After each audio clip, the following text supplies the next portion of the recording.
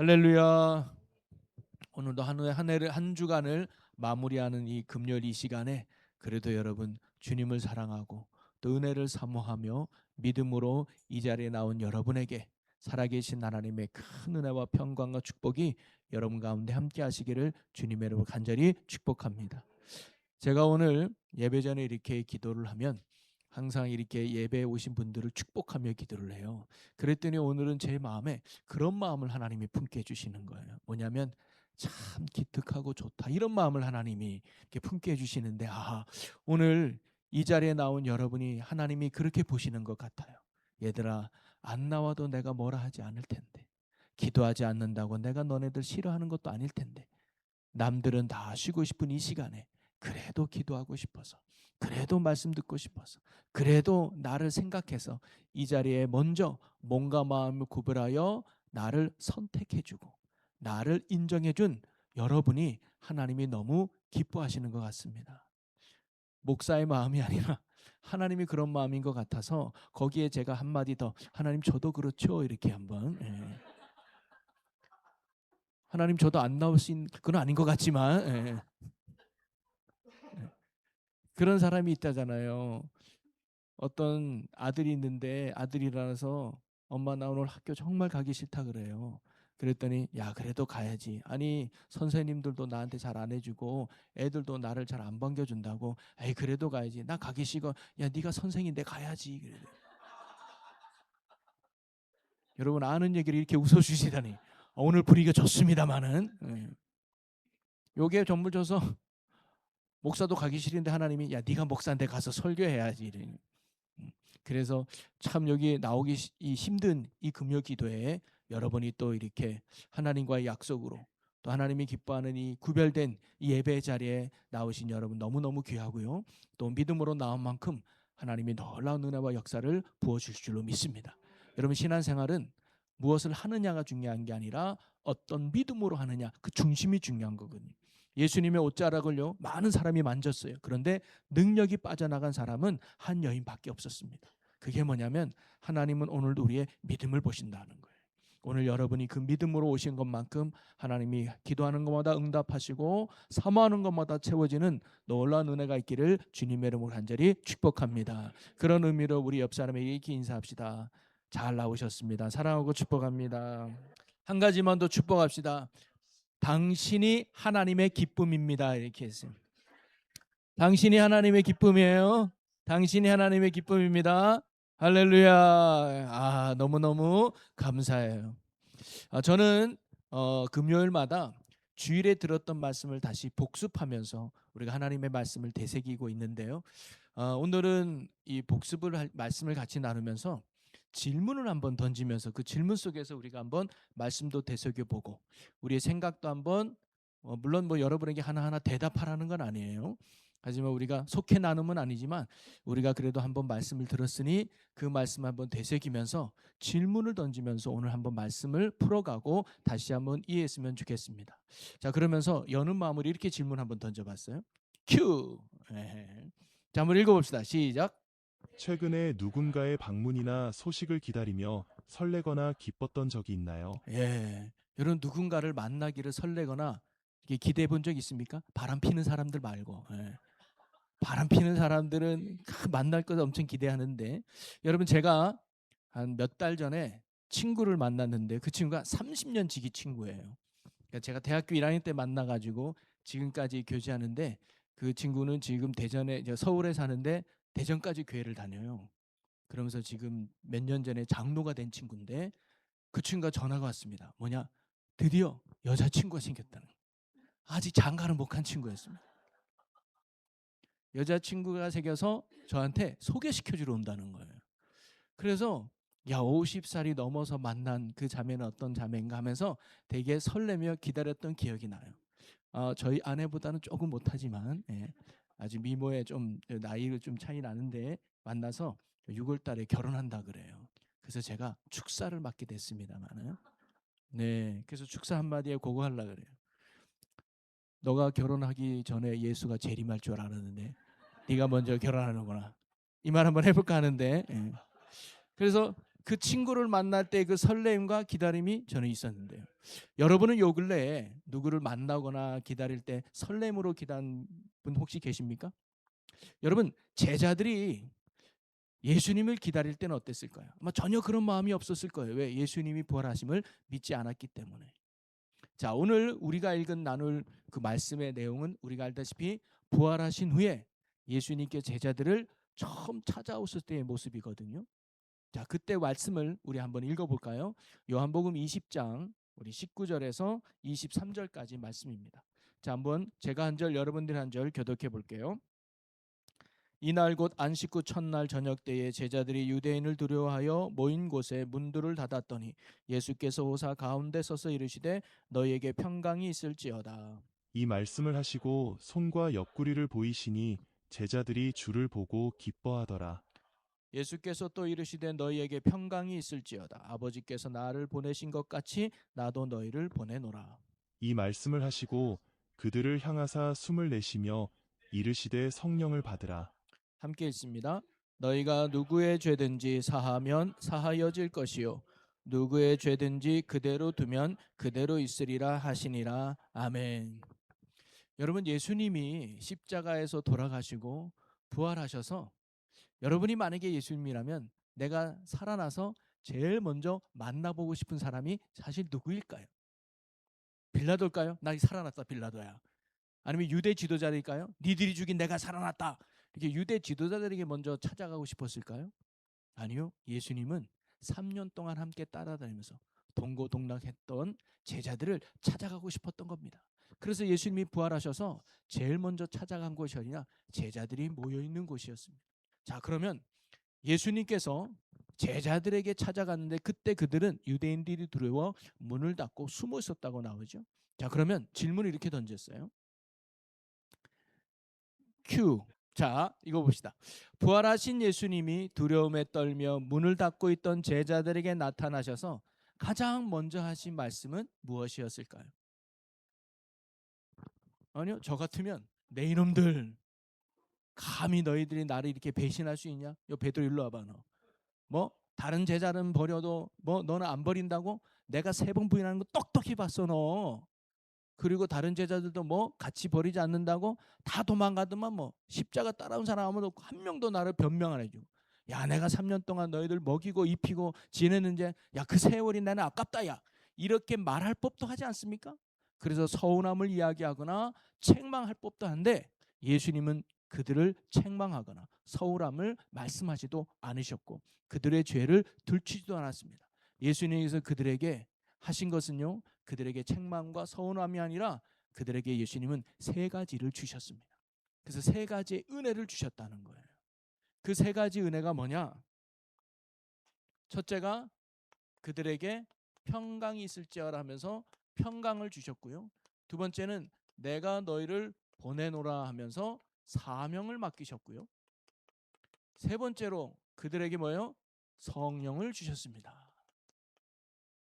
두려워하는 그들에게 두려움을 없애는 평강을 주셨고요. 낙심하며 이제 우리는 뭐하고 먹고 살지? 아무 어떤 능력과 의욕이 없는 그들에게 새로운 사명을 주셨고요. 그리고 너무나 연약하고 부족한 그들에게 성령의 능력을 하나님이 부어주셨습니다. 여러분, 예수님은 오늘도 주님을 만나는 자에게 이와 같은 동일한 은혜를 주시는 하나님이심을 믿으시기 바랍니다. 저는 오늘도 확신하기를 주님을 만나는 자에게는 이 3가지가 생겨요. 아니, 주님을 만나는 자에게는 이 3가지를 하나님이 허락해 주시는 줄로 믿습니다. 자, 그러면서 예수님께서 두려워 떨며 숨어 있는 그들에게 제일 먼저 하신 게 바로 평강이 있을지어다 라는 말씀이에요. 이 말씀을 딱 받아듣고 제자들이 어떻게 되느냐 20절을 보니까 주를 보고 기뻐하였더라 그랬어요. 자, 그러면 이렇게 질문을 한번 해보겠습니다. 자, 읽어봅니다.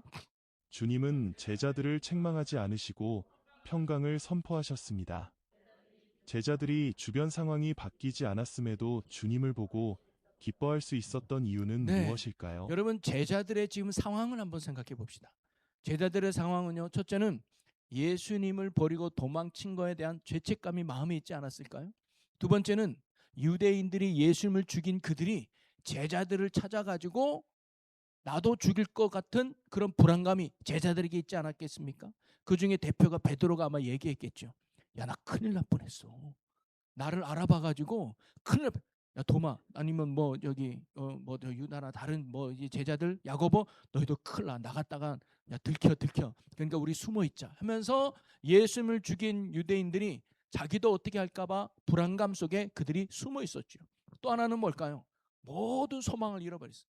야, 우리가 예수라는 그분 하나 믿고 모든 걸 포기했잖아. 집, 가정, 인생까지 포기하며 예수님께 소위 올인했는데 이제 그 예수님이 없다면 우리 어떻게 살아가지? 삶의 소망을 잃어버린 사람들이 바로 이 제자들 상태 아닙니까? 즉 그들에게는 평안이 없어요. 그들에게는 기뻐할 내용이 없어요. 그리고는 그들 안에 뭐가 있어요? 불안과 염려와 근심이 가득했던 게 제자들 아닙니까? 그런데 이렇게 제자들인데 상황이 변한 게 없어요. 여전히 밖에는 유대인들이 두 눈 똑바로 쓰고 제자들을 찾고 있는 줄도 모르겠습니다. 그리고 여전히 자신들도 연약해요. 숨어 있으니까 두려워해요. 그럼 이렇던 제자들이 어떻게 다시금 그 기쁨을 회복하고 평안을 누릴 수 있었을까요?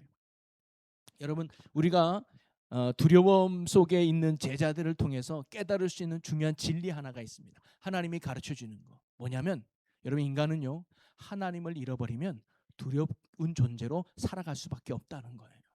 여러분, 아담과 하와 창세기 우리 가르쳐 주잖아요.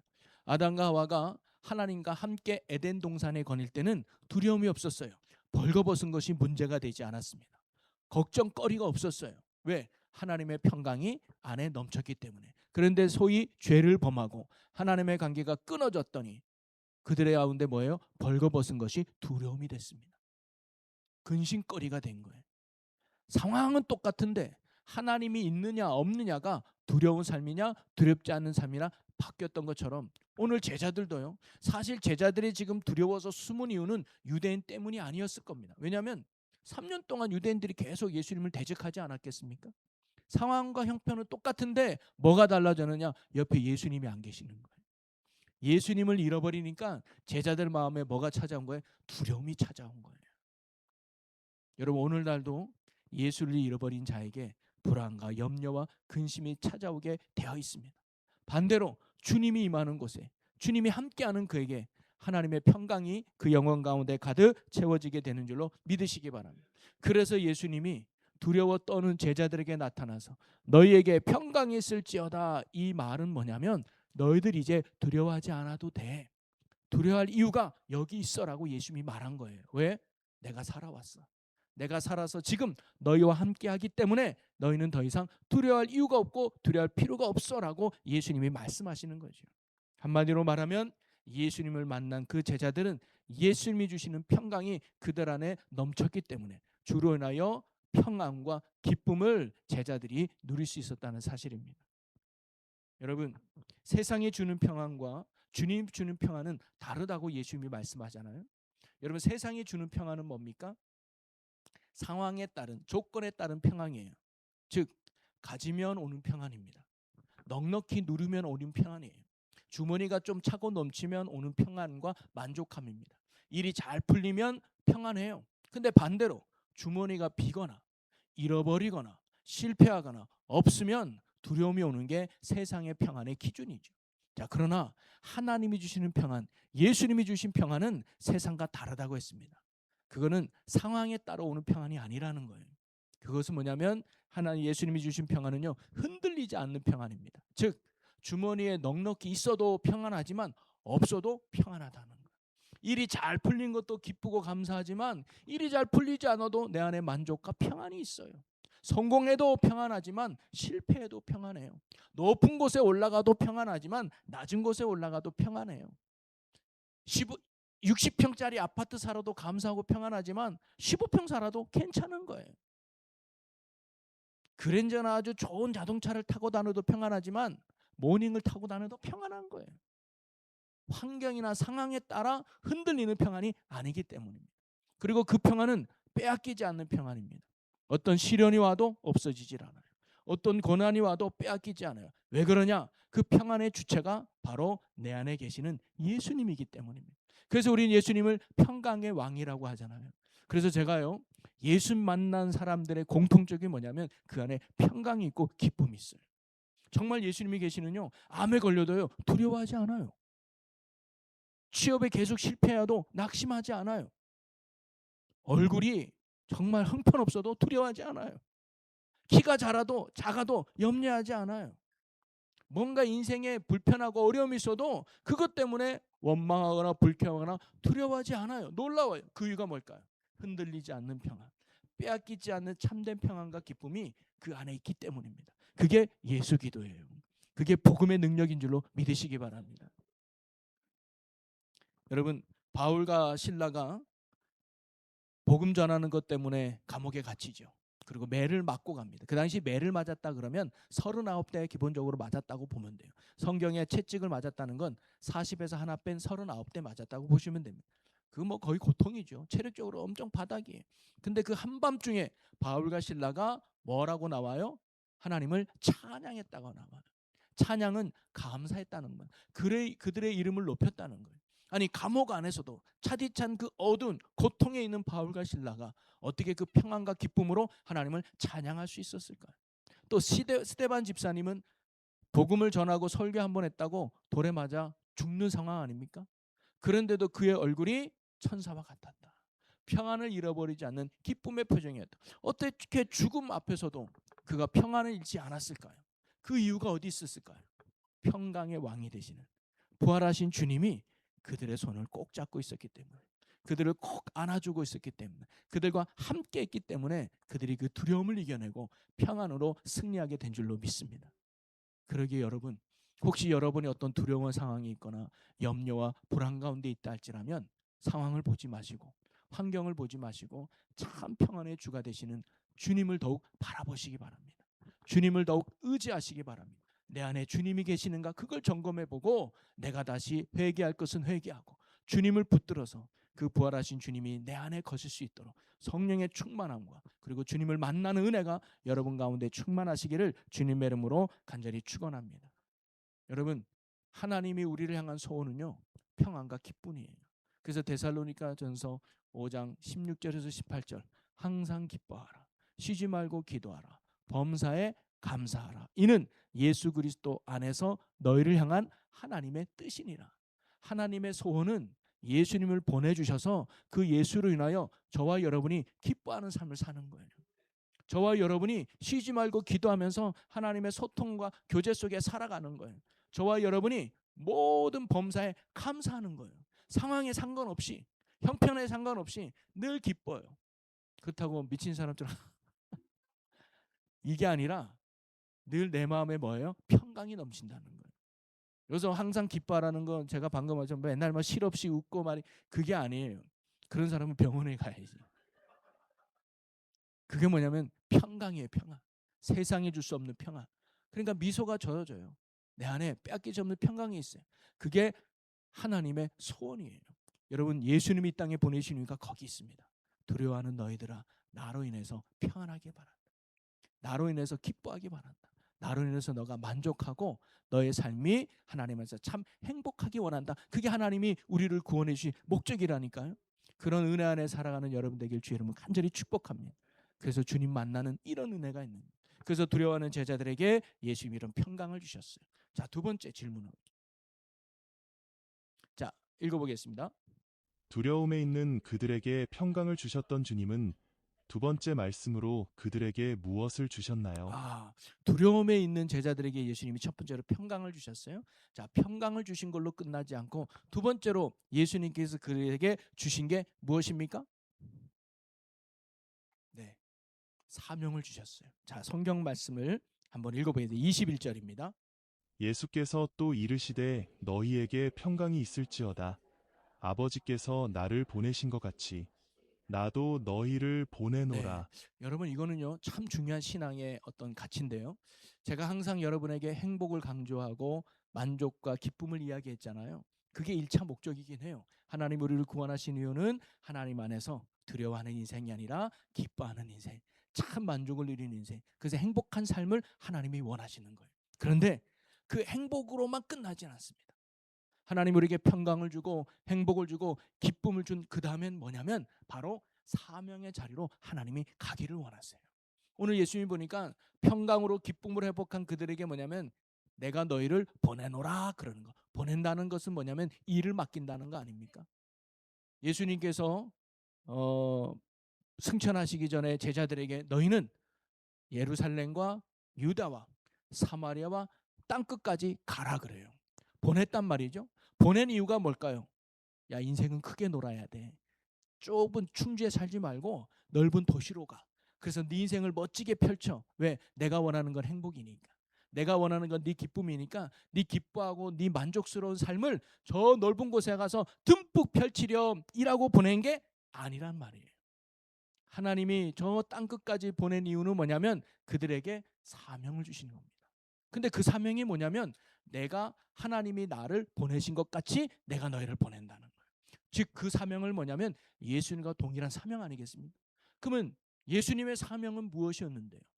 아버지이신 하나님이 예수님이 이 땅에 왜 보냈을까요? 나는 섬기러 온 것이 아니라 나는 섬김을 받으러 온 것이 아니라 나는 오히려 섬기러 왔노라. 쉽게 말하면 예수님의 사명은 죽으러 온 거예요. 십자가. 십자가 사명을 감당하기 위해서 예수님이 이 땅에 오신 거 아닙니까? 희생과 헌신하러. 그럼 왜 십자가 지셨을까요? 이유는 하나예요.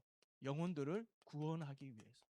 하나님을 알지 못하는 자들을 하나님을 알게 하고 하나님과 끊어졌던 자들을 그리스도께 하나님께로 인도하여 천국의 삶을 누리게 하려고 예수님이 죽으러 오셨단 말이죠. 희생하러 오셨어요. 우리는 그것을 그리스도의 사랑이라고 말하잖아요. 여러분 그 동일한 사명이 저와 여러분에게 있다니까요.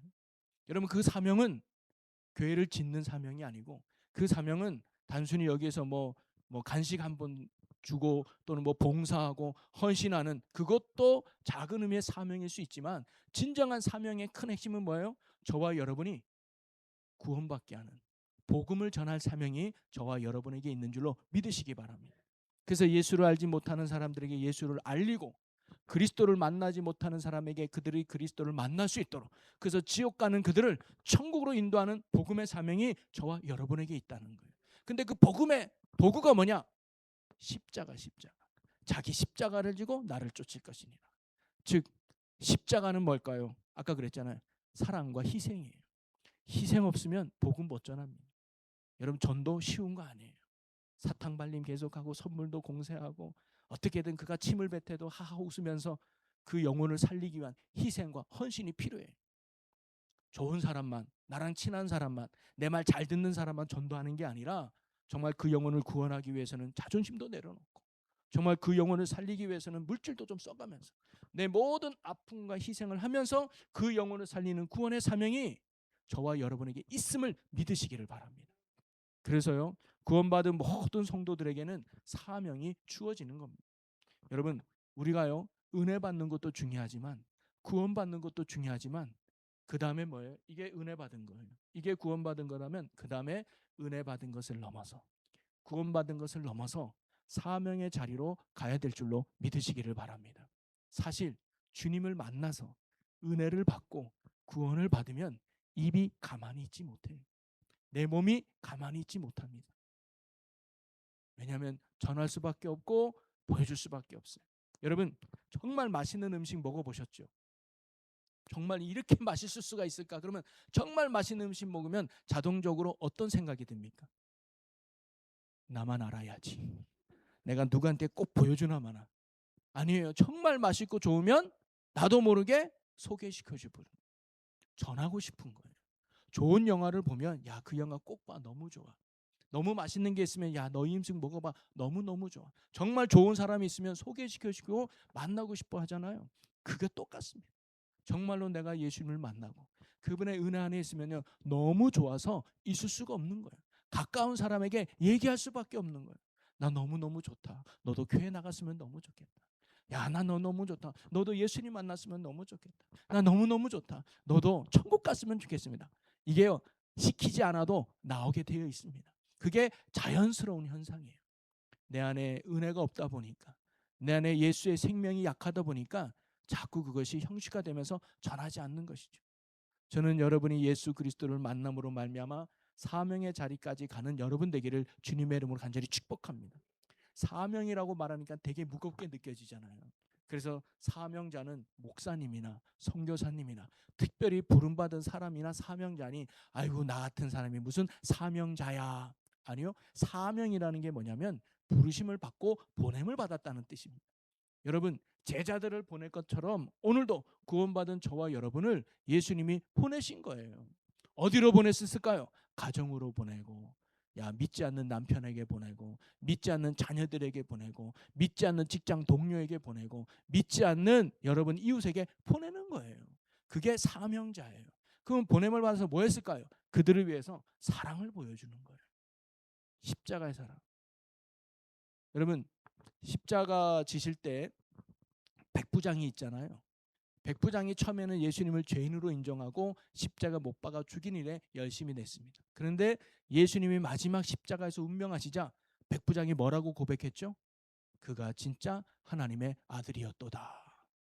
그가 어떻게 이런 신앙 고백을 할 수 있었을까요? 그리고 십자가 위에서 두 강도가 있습니다.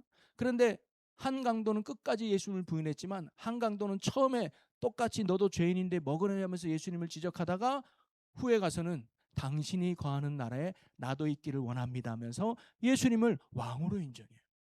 여러분 이 두 사람의 공통점은 무엇이었을까요? 예수님이 그들에게 예수 믿어라 말하지 않았어요. 예수님이 그 두 사람에게 너 죄인이야 나 믿어야 라고 말하지도 않았어요. 그런데 마지막 때에 이 두 사람의 마음이 바뀐 이유가 뭘까요? 십자가 위에서 보여주신 예수님의 사랑 때문이었습니다. 백부장은 그렇게 봤을 겁니다. 지금까지 수많은 사람을 십자가 처형했지만 이런 사람 처음 봤다. 나를 십자가에 못 박을 때 첫째 무죄라고 막 억울하다고 소리치고 나중에는 십자가 못 박는 사람들에게 침을 벗고 저주를 범하며 끝까지 욕하고 죽던데 아니 예수라는 사람을 오히려 침을 뱉는 사람들에게 용서해달라고 말하고 오히려 이들을 불쌍히 여기고 기도하는 이분은 도대체 누군가? 십자가 위에서 끝까지 보여준 이 사랑 때문에 강도도 변화되고 그리고 백부장도 변화되지 않았겠습니까? 여러분 가족 전도가 왜 힘든 줄 아십니까? 끝까지 사랑하는 게 힘들어서 그렇대요. 왜냐하면 가족들은 내 안 좋은 것도 보잖아요. 내 치부도 보고 아무리 좋은 말 해도 한 번 욕하고 한 번 짜증내면 그 쌓아놨던 모든 게 무너지기 때문에 가족 정도가 사실 쉽지 않다는 거예요. 근데 그만큼 보람이 있고 가치 있는 게 또 가족 전도 아니겠습니까? 주변 사람들에게는 내 좋은 모습만 보여줄 수 있어요. 근데 가족은 그게 쉽지 않기 때문에 사실 복음을 전한다면 니나 잘 믿어라. 권사라는 입이 그렇게 더럽냐? 권사라는 게 그렇게 정직하지 못하냐? 그렇게 하냐? 꼭 그것을 자기가 안 나가는 변명처럼 얘기하는데 무시 못하죠. 그래서 우리가 정말로 사명이라는 건 뭐냐면 보냄을 받았습니다. 우리 가정으로, 우리 직장으로. 그래서 뭐예요? 그리스도의 사랑을 보여주는 거예요. 입술로 복음을 전하는 것도 무지 중요하지만 더 중요한 건 삶으로 그리스도의 사랑을 보여주는 겁니다.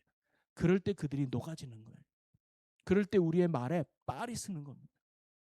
내가 사랑하지 않고 그냥 똑같이 죄인처럼 살다가 누구에게 교회 나가서 예수 믿고 구원받으세요 그러면 뭐라고 하나요? 너나 잘 믿으세요 그러는 거예요. 오늘 저와 여러분의 삶을 한번 돌아봤으면 좋겠습니다. 오늘 구원받은 우리가 이런 사명자의 삶을 바로 살아가고 있는가? 자, 그러면서 제자들에게 예수님은 평강과 구원과 기쁨을 허락한 것만 아니라 그들에게 뭐예요? 사명을 주셨다.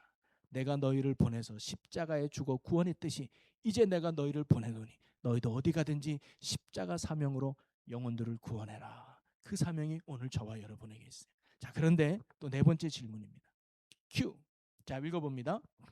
예수님은 제자들에게 사명만 맡기신 것이 사명을 감당할 능력도 주셨는데 그것이 무엇입니까? 이것이 중요해요.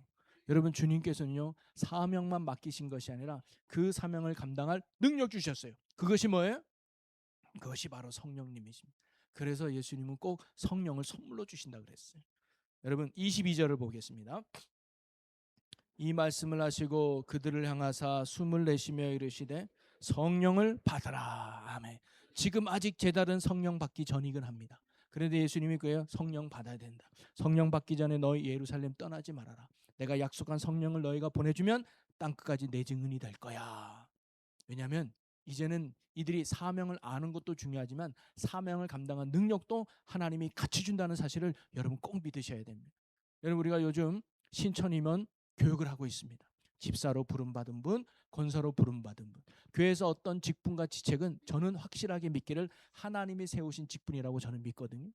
그러면 이게 뭐냐면 하나님이 집사로 보내신 거예요. 권사로 우리를 보내신 줄로 믿으시기 바랍니다. 그런데 많은 분들이 그래요. 아우, 나 같은 연약하면 어떻게 집사로, 나 같은 연약하면 어떻게 권사를 할까요? 아이고, 힘들어요. 물론 맞아요, 부족하죠. 근데 하나님은 직분을 감당하는 자에게 뭐와 동일하게 감당할 능력도 준다는 사실을 여러분 꼭 믿으시기 바랍니다. 여러분, 부족한 걸로 따지면 저나 여러분이나 개찐 도찐기예요. 부족한 건 저도 마찬가지예요. 안 들켜서 그렇지. 저 여러분 저랑 같이 살아봤습니까? 어떤 분은 그래요. 어머, 사모님 목사님 살아서 행복하게 살아봐야 돼요. 저랑 저랑 살아봐야 얼마나. 우리 안 사람 되게 귀합니다. 네. 저랑 같이 살아주는 게 얼마나 행복해요. 저도 약점이 많고 단점이 많은 부족한 종이에요. 근데도 이 사명 감당하기 위해서 뭐가 필요한 거예요? 성령의 능력이 필요한 거죠. 그래서 저는 기도할 수밖에 없고 말씀 붙들 수밖에 없는 거예요. 사도 바울은 성령의 충만함을 받으라 그랬잖아요. 성령 받으라고 하지 않고 충만함을 받았어요. 이미 예수 믿고 구원받은 자에게는 성령이 있는 줄로 믿으시기 바랍니다. 성령이 아니고는 예수를 주라 고백할 수 없다 그랬거든요. 내가 예수가 믿어지면 이미 성령이 임하신 거예요. 근데 그 성령이 충만하게, 여러분 우리가 금요 기도회를 하고 특별 기도회를 하고 성경 공부를 하는 것은요, 성령 받기 위해서가 아니라 충만하기 위해서입니다. 성령이 내 안에 충만하기 위해서 우리가 말씀을 배우고 기도에 열심을 내는 거거든요. 성령이 내 안에 충만할 때 내 안에 생명력이 살아나요. 여러분, 성령은요 생명의 역사의 영입니다. 여러분, 하나님이 사람을 흙으로 만들잖아요. 흙으로 만들었을 때는 별 볼 일 없었습니다. 근데 그 코에 생기, 하나님의 영을 부어넣었더니 그 흙으로 만든 사람이 생명이 됐더라. 뭐예요? 살아있는 존재, 생명력 있는 존재가 된 거예요. 여러분, 에스겔 골짜기에 마른 뼈들이 죽어 있었을 때 하나님의 말씀이 선포되죠. 생기야 불어와라. 그랬더니 생기가 그 뼈마다 들어갔더니 그 뼈들이 붙여지고 살이 붙어서 큰 군대가 됐다 그랬어요. 생기가 들어가면, 성령이 역사하면 우리 안에 이런 생명의 기쁨과 은혜가 넘치게 될 줄로 믿으시기 바랍니다. 사실 제자들도요 참으로 연약한 자들이었습니다. 여러분, 제자들이 이렇게 성령 받기 전과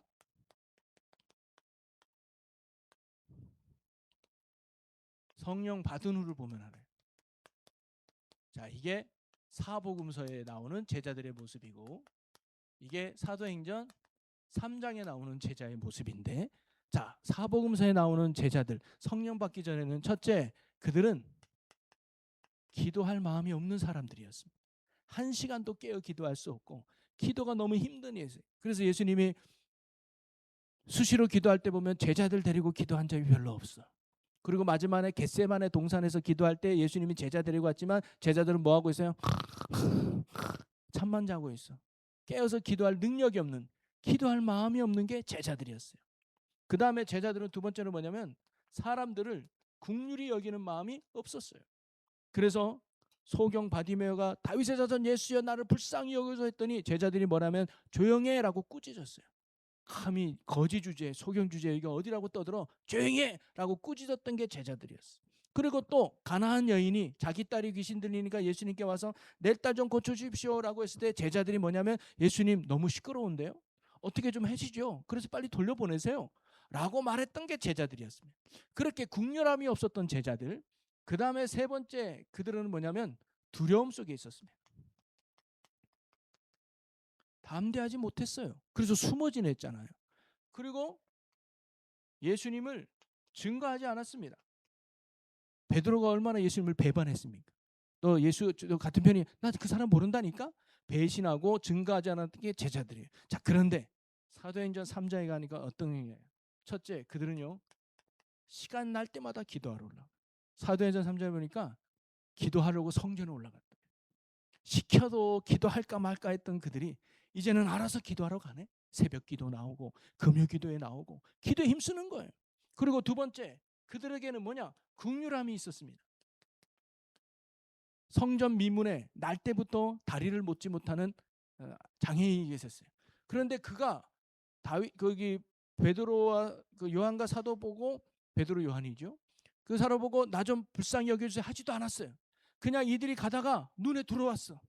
전에 같으면은 신경 쓰지 마라고 했는데 그들을 보니까 성경에 주목했다고 나와요.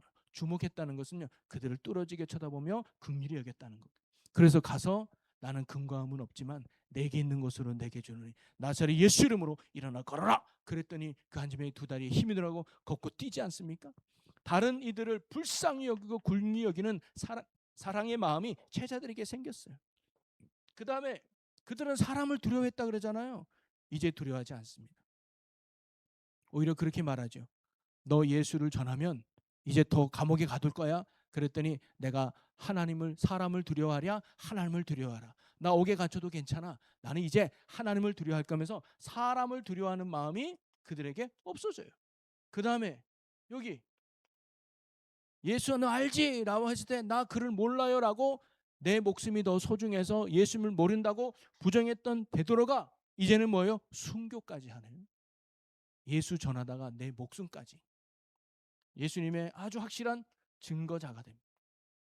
여러분, 완전히 다른 사람이 됐잖아요. 그럼 이 사이에 뭐가 있었을까요? 이 사이에 뭐가 있어서 이렇게 연약하고 부족했던 사도들이 이렇게 담대하고 멋진 믿음의 영웅으로 바뀌었을까요? 이게 사도행전 2장이 뭐예요? 성령의 역사입니다. 성령이 그들에게 임하사 그들이 성령을 통해서 이런 능력 있는 삶을 살아가게 됩니다.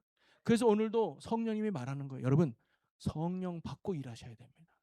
성령과 함께 사역해야 됩니다. 저도요, 성령을 잃어버리면 똑같은 연약한 죄인이 됩니다. 여러분, 종종 목사가 죄를 범할 때도 있고 타락할 때도 있고 쓰러질 때도 있잖아요. 성령을 잃어버려서 그런 거예요. 성령 없이 사역할 수 있습니다. 성령 없이 설교할 수도 있습니다. 성령 없이 기도의 자리에 나와 앉을 수도 있습니다. 성령 없어도 봉사, 소위 말하는 신앙생활 잘하는 척 할 수 있습니다. 근데 뭐예요? 경건의 모양은 있으나 능력이 없어요. 해산할 고통이 있지만 해산할 능력이 없는 거예요. 열매가 없단 말이죠. 마음의 평안이 없고 마음의 기쁨이 없고 마음의 열매가 없는 거예요. 그래서 저도 마찬가지지만 여기 있는 여러분도 세 번째 뭐예요? 성령을 받아야 우리가 정말 기쁨의 신앙생활, 하나님이 원하는 참된 사명을 감당하게 될 줄로 믿습니다. 그래서 사도 바울은 성령의 충만함을 받아라라고 우리에게 늘 이야기하는 거예요. 그래서 우리가 이번에도 성장반 할 때 사가가 성령님이 어떤 분이냐 하면서 마지막에 여러분 무조건 하루를 시작할 때라든가 기도할 때 성령 충만을 구하십시오. 하나님 오늘도 성령님 내 안에 충만하게 임하여 주옵소서.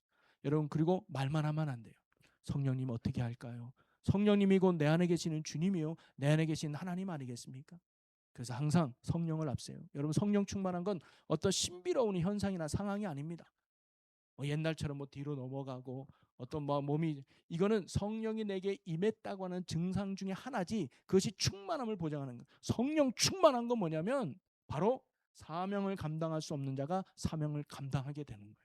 용서할 수 없는 사람을 용서하게 되고요. 희생할 수 없는 자리에 희생하게 되고요. 죽을 수 없는 자리에 내가 기꺼이 죽음으로 내놓는 거. 그게 성령 충만한 거예요. 여러분, 성령 충만을 어떻게 받을 수 있을까요? 다음 주에 나눠보도록 하겠습니다. 아니, 사모하는 자에게 주는 거예요. 그리고 회개하는 자에게 주시는 거예요. 그리고 주는 붙드는 자에게 선물로 주시는 거예요. 여러분, 성령은 선물로 준다 그랬어요. 선물은 주는 자의 마음이에요. 내가 이렇게 한다고 달라고 주는 게 아니에요. 하나님이 주고 싶어야 주는 게 선물 아니에요? 그래서 성령 받는 건 따로 공식이 없어요. 그냥 달라고 해야 돼요. 사모함으로 구할 때 내 안에 성령이 충만해져서 예배의 기쁨이 회복되고 찬양의 기쁨이 회복되고 섬김의 즐거움이 회복되고 신앙생활이 맛깔스러운 축복의 삶으로 변화되게 될 줄로 믿습니다. 그래서 이와 같이 하나님의 복음의 사명을 감당하는 믿음의 종들이 될 줄로 믿습니다. 사랑하는 우리 성도 여러분, 부활하신 예수님이 부활하신 후에 제일 먼저 찾아오신 건 사랑하는 제자들을 찾아왔어요. 여러분, 오늘도요 주님이 우리를 찾아오시는, 사실 우리가 예배라고 하는 이 시간은 주님이 우리를 찾아오는 시간이에요. 여러분, 주님이 우리를 찾아올 때 우리의 믿음의 마음문을 열고 주님을 만나는 여러분이 되길 축복합니다. 주님을 만나면 평강이 임해요. 그래서 내 안에 기쁨과 만족함이 있습니다. 그게 주님 만난 자의 첫 번째 열매예요. 그래서 한량없는 기쁨이 있어요.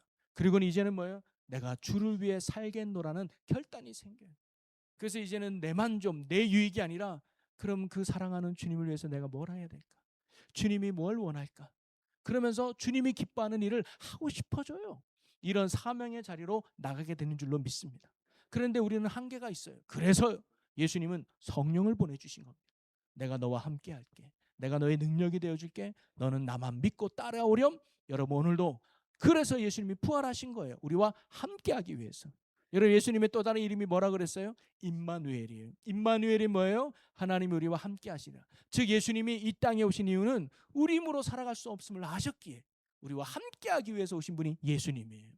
그리고 그 예수님은 성령으로 지금 우리와 함께하십니다. 그러니 여러분 나와 함께 하시는 그 성령님이 충만하게 내 앞장서서 일할 수 있도록 날마다 기도와 말씀과 예배로 성령과 충만함으로 나가는 여러분 되기를 주님의 이름으로 간절히 축원합니다. 그래서 여러분을 통해서 사명을 잘 감당해서 여러분 가정이 하나님 나라 되고 여러분 직장이 하나님 나라 되고 우리가 살아가는 이 사회가 하나님 나라 되는 주의 뜻을 이루는 영광의 도구 쓰임 받는 우리 모두가 되기를 주님의 이름으로 간절히 축원합니다. 아멘. 우리 시간 찬양할 텐데요. 우리 충만이라는 찬양.